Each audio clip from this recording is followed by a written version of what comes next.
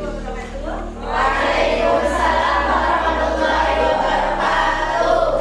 Bismillahirrahmanirrahim. Udah berdoa apa belum tadi pagi? Jadi langsung aja ya, kita mengawali pembelajaran hari ini. Kita awali dengan semangat baru ya, dengan semangat pagi. Masih semangat apa enggak? Jadi nanti kalau ibu bilang semangat pagi, semangat, semangat, semangat, gitu ya. Semangat pagi. Nah, hari ini ya kita akan belajar tentang ciri-ciri makhluk hidup. Coba ibu mau tanya, kalian itu termasuk makhluk hidup atau bukan? Selain kalian, siapa lagi yang disebut sebagai makhluk hidup? Apa lagi? Tumbuh-tumbuhan. Kalian berarti masuknya apa? Manusia. Terus ada lagi? Hewan. Nah, jadi di pertemuan hari ini ya, kita akan belajar tentang apa?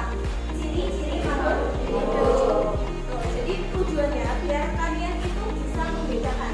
Kenapa sih ini disebut sebagai makhluk hidup? Kenapa ini disebut sebagai makhluk tak hidup? Karena pada dasarnya makhluk itu dibagi jadi dua, makhluk hidup dan makhluk tak hidup. Nah, sekarang ibu pengen kalian itu mengamati video ya.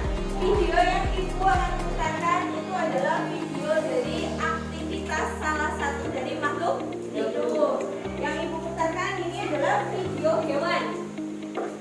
Nanti kalian amati langsung yang ada di alam sekitar kita ya. Tanda-tanda apa?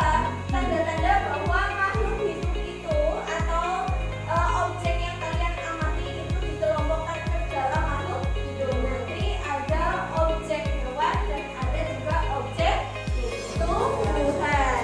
Nah, untuk objek hewannya gimana Bu? Kan hewannya lari-lari ya.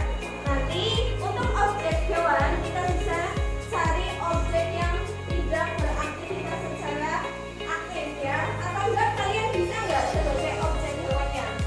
Bisa enggak? Bisa, kenapa? Manusia itu dalam klasifikasi makhluk hidup itu masuknya ke dalam